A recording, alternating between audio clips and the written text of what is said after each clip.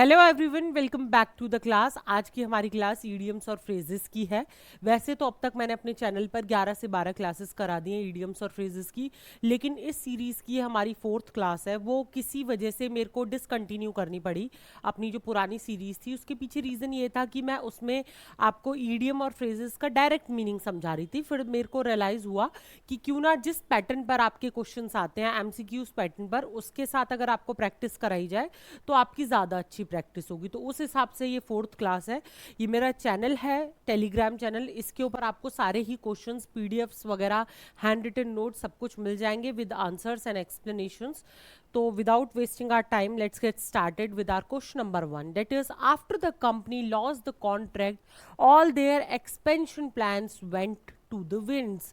जैसे ही कंपनी ने अपने कॉन्ट्रैक्ट खो दिए, उसके जितने भी एक्सपेंशन के प्लान्स थे, वो जितना अपने बिजनेस को डाइवर्सिफाई करने के बारे में सोच रहे थे, ठीक है, जितना एक्सपेंड करने के बारे में सोच रहे थे, वो प्लान्स वेंट हो गए टू द विंड्स, मतलब हवा के साथ उड़ गए। वेंट वेंट जो देखो बेटा, गो वेंट गॉन, ये V2 है गो की, ठीक है। तो इसका मतलब है कोई चीज जब चली जाती है, पास्ट के लिए हम यूज करते हैं तो वेंट बोलते हैं, तो वो हवा के साथ चली गई। तो जब भी कोई चीज खराब हो जाती है, नष्ट हो जाती है, डिस्ट्रॉय हो जाती है, रूइन हो जाती है, तो हम बोलते हैं went to the winds. Options है बिकेम स्ट्रॉन्गर, वर पोस्टपोन्ड, मतलब कि और ज़्यादा पीछे की तरफ खिसक जाना, किसी भी चीज़ को, गॉट कंप्लीटली रूइंड, पूरी तरीके से नष्ट हो जाना। जब कोई चीज़ नष्ट हो जाती है तो हम बोलते हैं, ठीक है। तो ये हमारा ऑप्शन सही है, were taken over by others, दूसरों के द्वारा ले लिया जाना। तो हमारा option number C is the correct one, got completely ruined, पूरी तरीके से नष्ट हो जाना। उसके बाद before joining the mission the officer were taught all in and outs of the operation. Joining से पहले ऑफिसर को, किसी भी मिशन की ज्वाइनिंग से पहले उसके पूरे इन और आउट बता दिए गए। देखो, इन और आउट मतलब भारी चीजें, इन मतलब अंदर की चीजें, अंदरूनी चीजें, और आउट मतलब भारी चीजें। जब आपने दोनों ही तरफ की चीजें जान ली तो आपको कंप्लीट नॉलेज हो गई है, आपके पास पूरी की पूरी डिटेल्स हैं। तो हमारे पास जब किसी चीज को लेकर एक अच्छा ओवरव्यू होता है, पूरी की पूरी डिटेल्स होती हैं, पूरे फैक्ट्स हमारे पास होते हैं, सारा डेटा होता है, तब हम बोलते हैं इन एंड आउट्स, ठीक है। External dangers wrong, complete details, पूरी की पूरी डिटेल्स आपके पास होना, ठीक है। Language skills, secret codes, so the correct one is complete details. उसके बाद next is maintaining that old car has become a white elephant for him. पुरानी कार को मेंटेन करके रखना, व्यवस्थित करना, अपने पास मेंटेन करा के रखना एक वाइट एलिफेंट की तरह हो गया उसके लिए।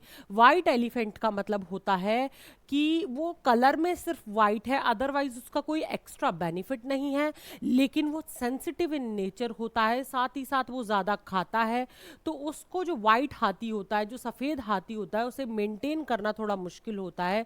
तो जब भी आपके पास कोई ऐसी चीज़ होती है जो यूजलेस है, काम की है नहीं लेकिन बहुत एक्सपेंसिव होती है, तब हम उसे बोलते हैं वाइट एलिफेंट, ठीक है। A precious gift is the wrong one. A useless, काम की नहीं है, यूजलेस है लेकिन एक्सपेंसिव है, expensive burden, yes this is the correct one. A rare achievement, a lucky charm, so the correct one is a useless but expensive burden. Then the next one is I am fed up with his constant excuses. आप बोलते होंगे I am fed up with your excuses, I am fed up with you, मतलब मैं तुमसे तंग आ चुका हूँ। हम कब यूज करते हैं फेड अप? जब हम किसी चीज से बहुत ज्यादा अनॉयड फील करते हैं, बहुत तंग आ जाते हैं ना, तब बोलते हैं। तो मैं जो है तुम्हारे बार बार एक ही तरीके के एक्सक्यूजेस से तंग आ चुका हूँ, ठीक है। इम्प्रेस्ड होना, एनकरेज्ड होना, एक्सट्रीमली अनॉयड, अनॉयड मतलब तंग आना, तंग हो जाना।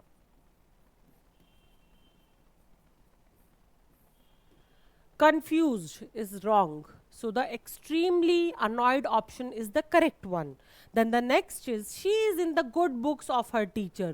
देखो, गुड बुक्स में होने का मतलब है, अगर मेरे पास बुक्स है, एक बैड बुक है, एक गुड बुक है, तो गुड बुक में मैं उन लोगों के नाम लिखूंगी ना जो मेरे लिए अच्छे हैं, जो मेरे लिए फेवरेबल हैं। तो जब आप किसी के लिए फेवरेबल होते हो तब बोलते हैं good books, in a good books, I am in his good books, ठीक है, मैं उसकी गुड बुक्स में हूँ, मतलब वो अच्छे लोगों में मुझे गिनता है, मतलब वो मेरा फेवर करता है। ठीक है, जब आप किसी का फेवर करते हैं तो बोलते हैं ignored by, favoured by, punished by, unknown to. So favoured by is the correct one, मतलब किसी की गुड बुक में होना, वो टीचर की गुड बुक में थी। ठीक है, टीचर उसको फेवर करती थी। The businessman is known for his sharp practices. देखो जो बिजनेसमैन है, जो व्यापारी है, वो अपनी शार्प प्रैक्टिसेस के लिए जाना जाता है।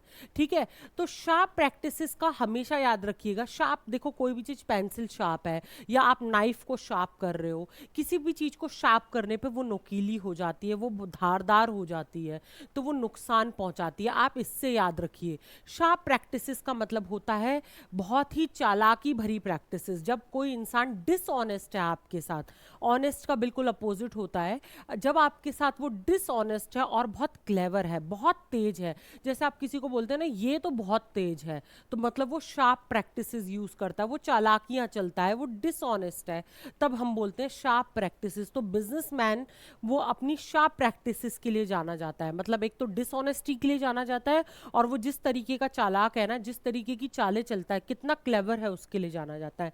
Intelligent strategies, quick investments, dishonest but clever methods. Dishonest है और क्लेवर मेथड्स है। ठीक है, तेज चालाकी भरे उसके पास चीजों के लिए कहीं ना कहीं विकल्प रहते हैं। ठीक है, legal solution, this is wrong one.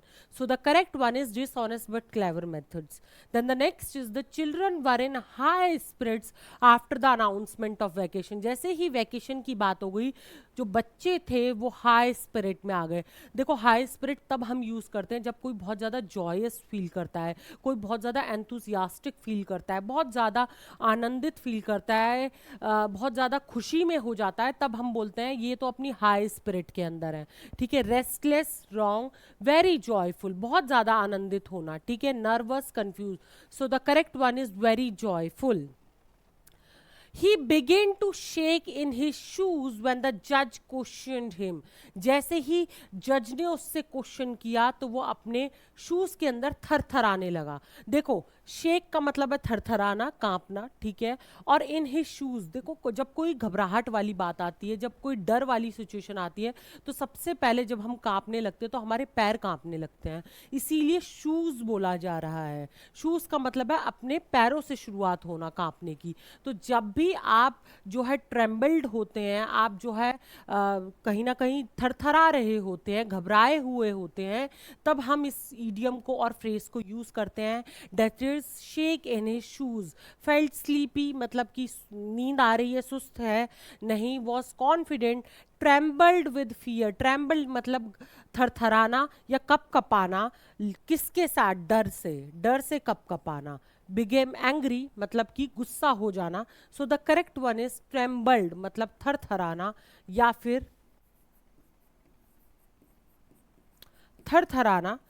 फिर घबराना, विद फियर। ठीक है, so this is the correct one. Then the next one is the rain continued in fits and start throughout the day.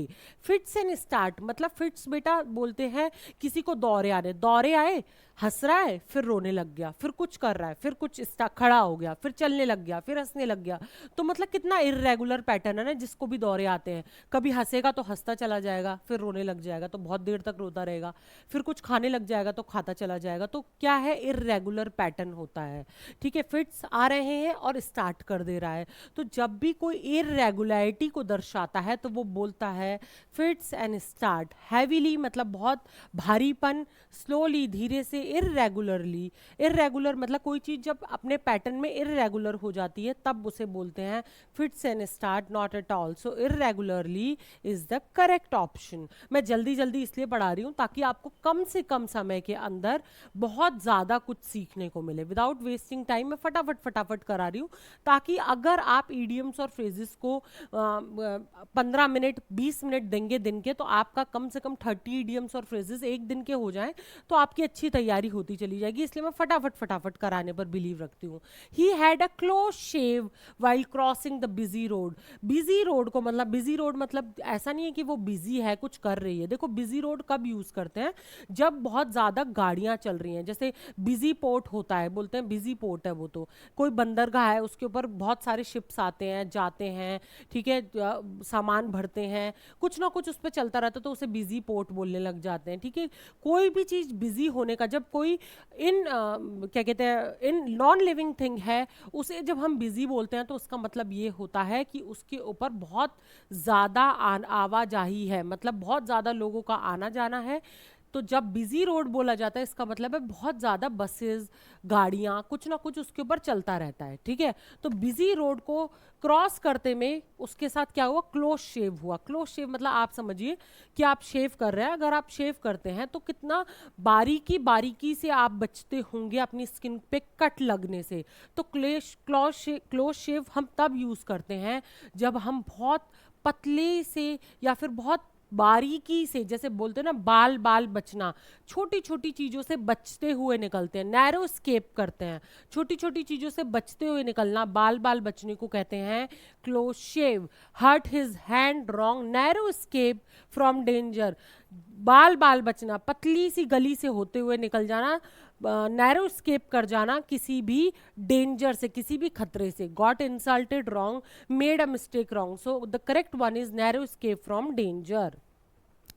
Then the next is you should take his promises with a grain of salt. grain क्या होता है, grain किसी अनाज को कहते हैं, अनाज मतलब अब यहाँ पर अनाज है। देखो बेटा, idioms और phrases ना मेटाफोरिक फ्रेज में आपको मिलेंगे, उसका एक्चुअल मीनिंग नहीं होगा, लिखा कुछ और होगा, आपको उसका अंदरूनी मीनिंग समझना होगा। अब आप कहेंगे ग्रेन तो अनाज है और अनाज का क्या सॉल्ट हो जाता है? नहीं, अनाज का दाना होता है ना, जैसे ऐसी सॉल्ट का अगर कोई दाना आ गया है किसी चीज के अंदर, ठीक है, आपने उसे खाया तो आपका मुंह खराब हो जाता है। मतलब डाउट होता है ना, जब किसी चीज में डाउट होता है तो हमें ये होता है कि यार इसमें देखना सॉल्ट जो है ज्यादा है या कम है। आप ऐसे याद रखो, किसी भी चीज को खाने से पहले उसमें सॉल्ट है ज्यादा है या कम होता है, इस चीज का हमेशा डाउट रहता है।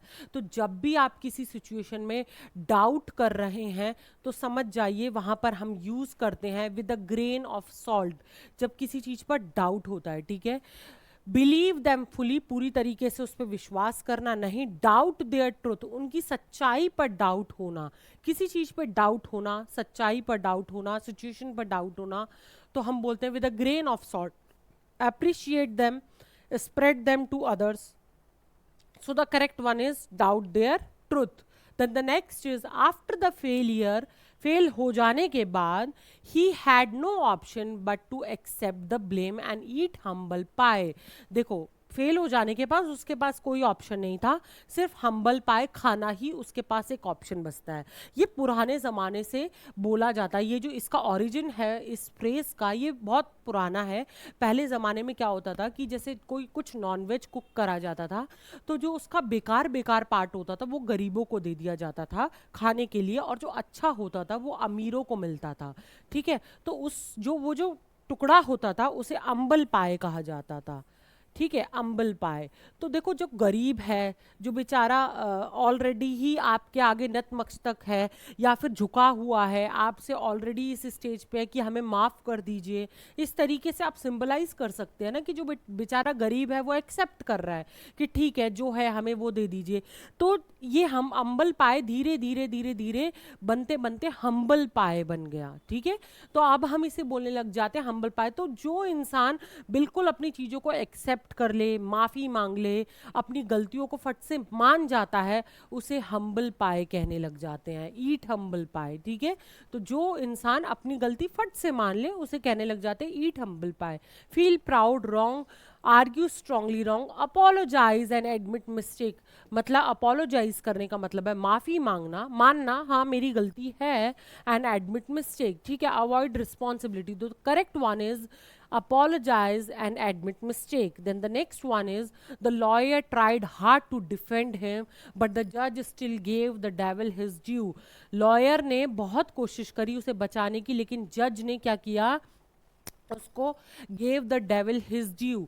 हिज ड्यू का मतलब होता है, देखो डेविल कौन होता है, राक्षस है, शैतान है। आजकल के ज़माने में देखोगे तो एक दुष्ट इंसान जो जिसके अंदर की सोच बहुत ख़राब है, जो हमेशा दूसरों के लिए बुरा सोचता रहता है, लेकिन अगर उसके अंदर एक दो भी अच्छाइयाँ हैं, आप जब उसे देखते हैं तब हम बोलते हैं gave the devil his due मतलब उसका जो कुछ बचा हुआ है। अब उसका क्या ही बचा होगा, कुछ एक दो गलती से क्या क्या बच जाएगा, कुछ अच्छाइयाँ हो सकती हैं उसके अंदर। ठीक है, तो जब कोई इंसान बहुत दुष्ट है, नालायक है, गलत है अपनी जगह पर, लेकिन फिर भी आप उसकी अगर एक दो अच्छाइयाँ हैं, आप उन्हें जब नोटिस करना शुरू करते हैं, तब हम बोलते हैं give the devil his due. देखो तो ऑप्शन है ignored his good qualities, ignore कर देना नहीं, praise even the guilty person Fairlie, praise करना। गिल्टी मतलब जो इंसान गलत है, जो इंसान कटघरे में खड़ा हुआ है, वो गिल्टी पर्सन होता है, लेकिन उसके बावजूद अगर उसके अंदर कुछ अच्छाइयां हैं तो उसको प्रेज करना। ठीक है, set him free instantly, refuse to listen, so the correct one is praise even the guilty person. उसके बाद है try reading between the lines to understand what he truly wants.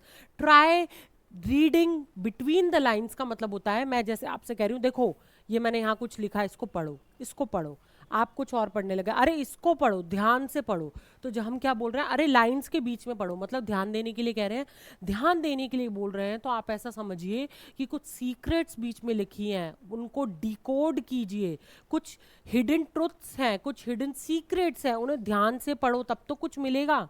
ठीक है, तो जब भी कोई सीक्रेट मैसेज वगैरह किसी चीज को पढ़ने के लिए कहते हैं, डिकोड करने के लिए कहते हैं, जिसका मीनिंग कुछ और है, हिडन मैसेज समझने के लिए कहते हैं, तब हम बोलते हैं reading between the lines. Lines के बीच में पढ़ो मतलब कॉन्सेंट्रेट करो। Reading loudly, ignoring the message, understanding the hidden meaning, छुपे हुए मतलब को समझने की कोशिश करो। Reading twice, so the correct one is understanding hidden meaning. Then the next is my life is an open book, I hide nothing. मेरी जो जिंदगी है खुली किताब की तरह है, मैं कुछ नहीं छुपाता हूँ। तो जब आप किसी के आगे बिल्कुल ट्रांसपेरेंट है, आप ऐसे इंसान है जो आप बिल्कुल ऑनेस्ट है, जो मन में है वही बाहर है, तो हम बोलते हैं तो खुली किताब की तरह, या मैं खुली किताब हूँ। कोई भी आए पन्ने पढ़ के मतलब मुझे रीड करके जा सकता है, मेरे अंदर जो कुछ है वो खुला हुआ है, आप पढ़ सकते हैं। ठीक है, full of suspense, difficult to understand, completely transparent, पूरी तरीके से ट्रांसपेरेंट होना। ट्रांसपेरेंट मतलब पारदर्शी होना, आप मुझे मेरे अंदर जो कुछ है वो आप देख सकते हैं, जान सकते हैं। Very interesting, so the correct one is completely transparent. He always has an axe to grind whenever he speaks about policies. जब भी पॉलिसीज के बारे में बात करता है तो वो एन एक्स टू ग्राइंड की तरह बात करता है।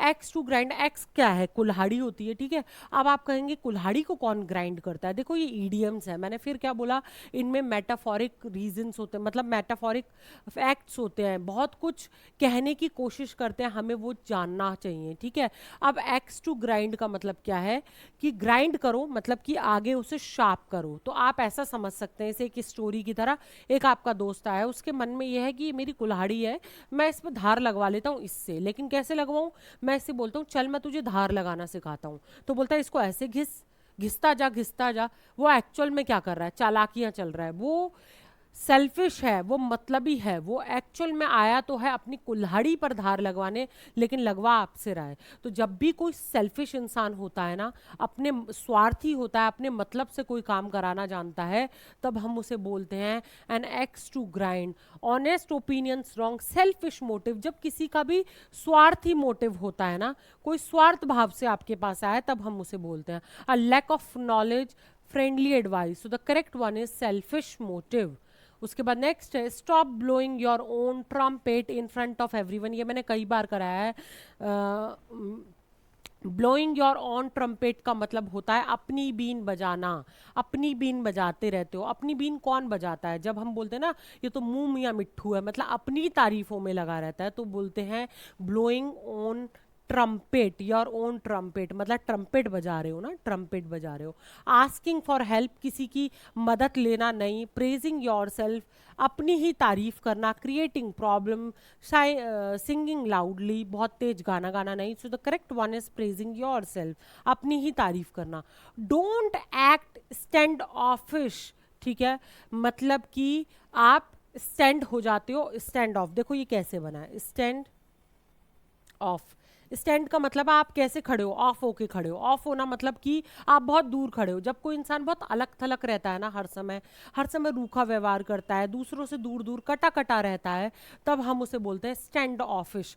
इश लगा दिया तो ये उसका एडजेक्टिव बन गया। मतलब कोई इंसान की विशेषता है, हर समय अलग थलग रहता है, रूखा व्यवहार करता है, रूखा रहता है।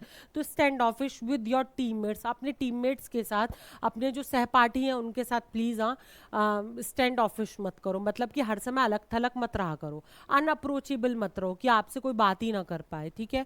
एंग्री होना, फ्रेंडली होना, अनअप्रोचेबल और अलूफ। अलूफ मतलब अकेला, हमेशा अलग रहना, अकेला रहना जिसको पसंद होता है। Over excited. अनअप्रोचेबल का मतलब होता है जिसे आप अप्रोच नहीं कर सकते आसानी से, जिससे आप आसानी से बात नहीं कर सकते। तो the correct option is the C. उसके बाद next is in his college days he was sowing wild oats. वो अपने कॉलेज के दिनों में वाइल्ड ओट्स बो रहा था। सोइंग का मतलब होता है बोना, किसी चीज को बोना। वाइल्ड मतलब जंगली। जब आप जंगली ओट्स बोओगे तो वो क्या करेंगे, कितने अनकंट्रोल्ड होते हैं ना। मतलब आप तबाही मचाते हैं। जहां पर जंगली घास आ जाए, जंगली कोई चीज उगने लग जाए, अब आप कहेंगे ओट्स जो है वो जंगली कहाँ से उगे, तो ये अनाज है। तो ये मैंने फिर क्या कहा, ये ईडियम्स और फ्रेजेस हैं। आपको इसमें हिडन, छुपे हुए मतलब समझने हैं, हिडन मीनिंग्स जानने हैं, ठीक है। तो जब भी कोई जंगली फसल उग के आती है तो वो क्या होती है, अनकंट्रोल्ड होती है, जमीन की पूरी ताकत छीन लेती है, साथ ही साथ जो अच्छी फसल होती है उसे भी बर्बाद कर देती है। तो जब कोई अपनी जवानी का सही समय सदुपयोग ना करके उसका दुरुपयोग करता, हर समय सुस्त पड़ा हुआ है, नशे में पड़ा रहता है, मस्ती में लगा हुआ है, उसको अपने फ्यूचर की चिंता नहीं है, तब हम बोलते हैं सोइंग वाइल्ड ओट्स, ठीक है। हेल्पिंग अदर्स नहीं, engaging in reckless pleasures. Reckless का मतलब होता है लापरवाह, जो बहुत ही लापरवाह इंसान होता है, तो लापरवाह लिख देती हूँ, लापरवाह। जब कोई लापरवाह होता है ना, प्लेजर्स में, प्लेजर्स मतलब आनंदों में, लापरवाही में ही आनंद ले रहा है, तो उसे बोलते हैं sowing wild oats, studying hard, doing farming wrong. So the option B is the correct one. उसके बाद है the news of his resignation came like a bolt from the blue. उसकी जो रेजिग्नेशन की जो न्यूज थी वो बिल्कुल बोल्ट फ्रॉम द ब्लू की तरह थी। बोल्ट का मतलब होता है थंडर बोल्ट, सुना है ना आपने, तो मतलब ये बिजली हो गया यहाँ पर, इसका मतलब बिजली, बिजली, बिजली शायद, मेरी थोड़ी सी मात्राओं की दिक्कत है। बिजली, ये तो बिजली हो गया, बिजली, बिजली, ठीक है। बिजली कहाँ से, फ्रॉम द ब्लू। ब्लू क्या है, आसमान है। तो आसमान से जब बिजली गिरेगी तो वो कितनी शॉकिंग होगी, अनएक्सपेक्टेड होगी। जब कोई चीज आपने उम्मीद नहीं की है लेकिन उस तरीके से प्रकट हो जाए, उस तरीके से एकदम से सामने आ जाए, शॉक कर दे आपको, अनएक्सपेक्टेड हो, तब हम बोलते हैं बोल्ट फ्रॉम द ब्लू, ठीक है।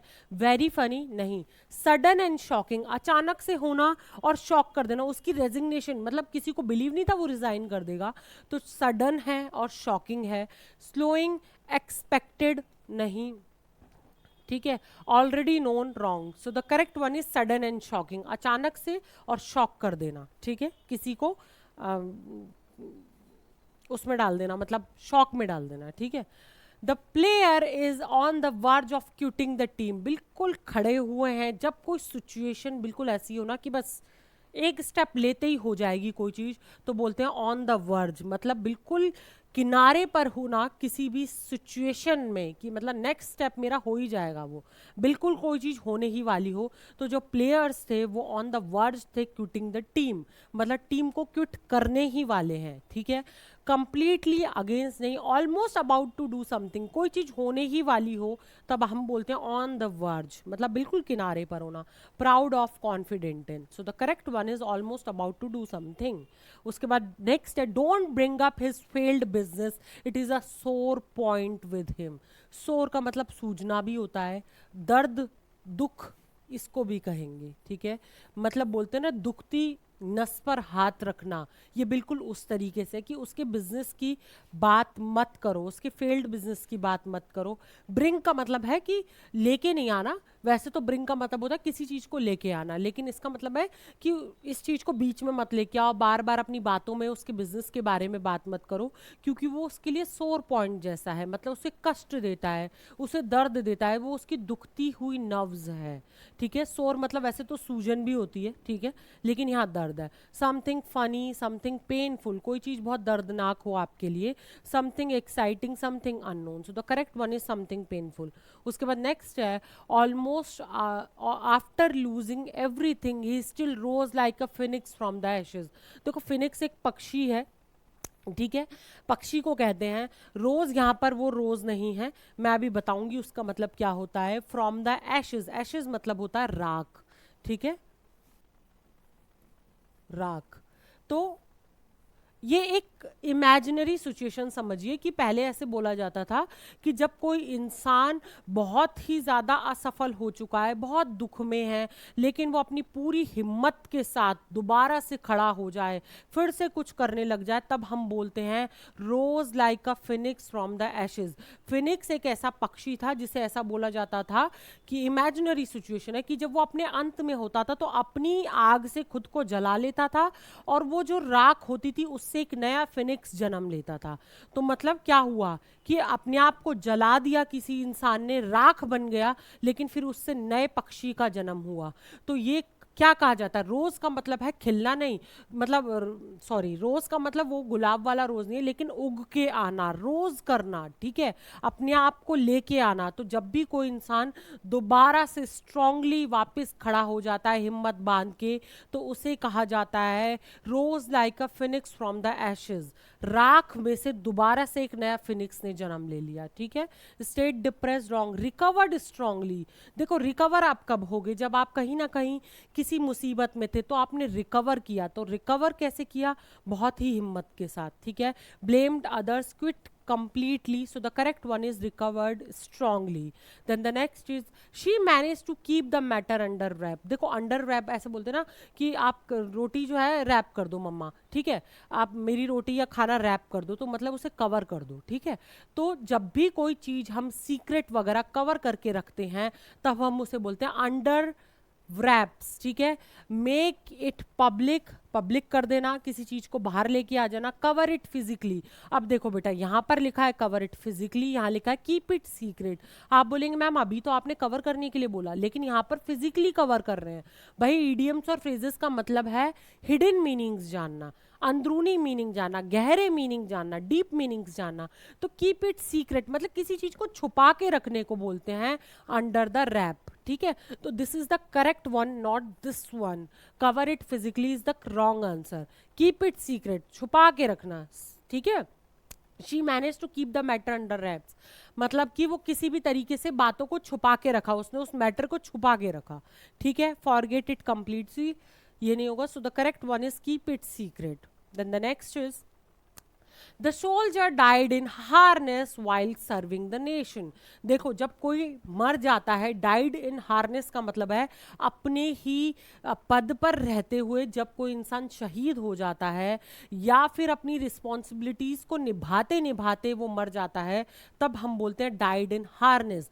तो सोल्जर क्या हुआ, शहीद हो गया वाइल सर्विंग द नेशन, अपने देश को सर्व करते करते, रिस्पॉन्सिबिलिटीज को निभाते हुए वो क्या हो गया, वीर गति को प्राप्त हो गया। तो डाइड इन हार्नेस मतलब जब कोई इंसान अपने पद पर होते हुए अपनी रिस्पॉन्सिबिलिटीज को निभाते हुए क्या हो जाए, मर जाए, तब हम बोलते हैं। Died after retirement, died while on duty, duty पर रहते हुए मर जाना।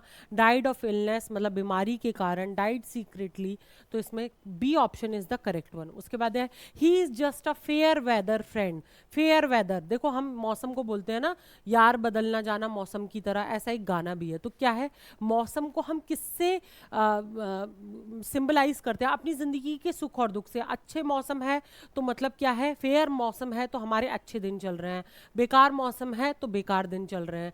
तो एक ऐसा फ्रेंड है जो कब आपका दोस्त है, जब आपकी ज़िंदगी में फेयर वेदर चल रहा है, अच्छा मौसम चल रहा है, तो वो कोई अच्छा दोस्त थोड़ी ना है। तो जब कोई आपका ऐसा दोस्त होता है ना जो अच्छे में तो साथ है, बुरे में साथ छोड़ जाता है, तो वो बोलते हैं he is just a fair weather friend. वो फेयर वेदर है, मतलब कि फेयर वेदर फ्रेंड है, अच्छे दिन चलेंगे तो दोस्त रहेगा वरना नहीं रहता है। Honest adviser, friend only in good times, अच्छे समय में दोस्त होना बस। Very humble person, very support, always supportive, so the correct one is friend only in good times. उसके बाद है she appeared out of thin air during the meeting, मतलब कि वो कैसे प्रकट हो गई, बिल्कुल आउट ऑफ द थिन की तरह प्रकट हो गई मीटिंग के टाइम पर। पहले आने नहीं वाली थी, फिर अचानक से आ गई। तो देखो आउट ऑफ थिन है, थिन मतलब कि पतला होना, पतला है कोई चीज़ तो मतलब कितनी हल्की है ना, हल्की है तो आप ऐसे समझिए कि कोई चीज़ इतनी हल्की है कि अचानक से प्रकट हो जाती है। तो कोई भी चीज़ जब अचानक से हमारे सामने आ जाए, अनएक्सपेक्टेडली अपीयर हो जाए, तब हम उसे बोलते हैं out of thin, appeared out of thin, अचानक से प्रकट हो जाना। डिसअपीयर्ड सडनली, चले जाना, गायब हो जाना नहीं। अपीयर्ड अनएक्सपेक्टेडली मतलब सोचा नहीं था वो आ जाएगी लेकिन वो आ गई मीटिंग के टाइम। स्टार्टेड साउटिंग, तेज तेज चिल्लाना, बिकम एंग्री, गुस्सा हो जाना। So the correct one is appeared unexpectedly. उसके बाद है his excuses cut no ice with the manager, उसने जो भी एक्सक्यूजेज दिए, जो भी वो बहाने बना रहा था, उसने कुछ आइस वाइस नहीं कट करी। देखो इंग्लिश में कट आइस का मतलब होता है जब आप किसी चीज पर कुछ प्रभाव डालते हैं, ठीक है। कटिंग द आइज या फिर कुछ भी, आपने जब आइस को कट कर दिया, ऐसा कोई फ्रेज आ रहा है तो समझिए उसने कुछ किया, उसने कुछ ऐसा कर दिया जो अनएक्सपेक्टेड था। अब यहाँ पर कटिंग नो आइज आ रहा है, मतलब कोई बर्फ नहीं तोड़ पाया, ठीक है, कुछ नहीं कर पाया। तो मैनेजर के सामने कितने एक्सक्यूज दिए, मैनेजर नहीं माना। तो कट नो आइस का मतलब होता है जब किसी का किसी की वजह, मतलब कोई भी आप बहाने मार लो, कुछ भी कर लो, लेकिन आपकी बातों का कोई प्रभाव नहीं पड़ा। Impressed him wrong, had no effect, किसी चीज का कोई प्रभाव नहीं होना। एंगर्ड हिम मतलब गुस्सा दिला दिया। क्रिएटेड लाफ्टर मतलब हंसी दिला दी। तो option is had no effect, कोई फर्क नहीं पड़ा। मैनेजर ने बोला आना है तो आना है, कुछ भी बोलते रहे। The inquiry report finally brought the truth to light, जो इंक्वायरी थी, इंक्वायरी रिपोर्ट जो है उसने क्या किया, brought the truth to light, रोशनी में लेके आना। देखो किसी चीज को बॉट इनटू द लाइट का मतलब होता है किसी चीज पे प्रकाश डालना, किसी को रोशनी में लेके आना, मतलब कि सच उजागर करना, उसकी सच्चाइयां बाहर लेके आना, ठीक है। हिड द फैक्ट्स, छुपा देना फैक्ट्स को नहीं। मेड इट मोर कंफ्यूजिंग, उसे और भी ज्यादा कंफ्यूजिंग कॉम्प्लिकेटेड बना देना नहीं। रिवील द ट्रुथ, सच्चाई बाहर लेके आना, ठीक है। तो हम बोलते हैं ना इस चीज पे प्रकाश डालिए, सच्चाई बाहर लेके आइए। Ignore the issue, the correct one is reveal the truth. then last is the worker are on the war path against the management, जो वर्कर्स थे ना मैनेजमेंट के खिलाफ वार पाथ पर थे। देखो कैसे बना है, वार, वॉर मतलब युद्ध, पाथ मतलब रास्ता, और रास्ता, ठीक है। अब युद्ध के कोई रास्ते पर है, मतलब ऑन द वे है कि आज आज तो तुझे बताता हूँ, आज तुझे ढंग से सेट कर दूंगा। मतलब कोई जब युद्ध करने के लिए, लड़ने के लिए, कॉन्फ्लिक्ट करने के लिए, क्वेरल करने के लिए हर समय तैयार होता है, तब हम बोलते हैं वो अपने वार पाथ पर है। मतलब आप जाओ तो सही, आज आज बताएगा। Celebrating together wrong, preparing for conflict, किसी के साथ लड़ने के लिए तैयार रहना। Waiting patiently, leaving the job. So the correct one is preparing for conflict. अब हमारी ये जो क्लास है ख़त्म हुई बेटा। हर एक क्लास के अंदर मैं 30 इडियम्स एंड फ्रेजेस लाती हूँ, रोज के 15 से 20 मिनट, आधा घंटा आप चाहें तो इसे दे सकते हैं, अल्टरनेट डेज पर दे सकते हैं। तो आपका जो इंग्लिश का एक पोर्शन है इडियम्स और फ्रेजेस का, वो ख़त्म होता चला जाएगा, ठीक है। आई होप आपको अच्छी लगती हो मेरी वीडियोज़। लाइक करें, चैनल को सब्सक्राइब करें, शेयर करें अपने उन फ्रेंड्स के साथ जो चाहते हैं इडियम्स और फ्रेजेस या फिर इंग्लिश को बेसिक से लेकर एडवांस तक कवर करना। मैं धीरे धीरे कर आपकी पूरी English from basics to advance cover करा रही हूँ। टेलीग्राम चैनल मैंने आपको बता ही दिया है, इंग्लिश बाय वंदना मैम, उसको जाकर ज्वाइन कर लीजिए। वहाँ पर आपको ये पीडीएफ्स वगैरह सब कुछ विद आंसर्स मिल जाएंगी। थैंक यू सो मच, फिर मिलेंगे अपनी नेक्स्ट क्लास के साथ। Thank you.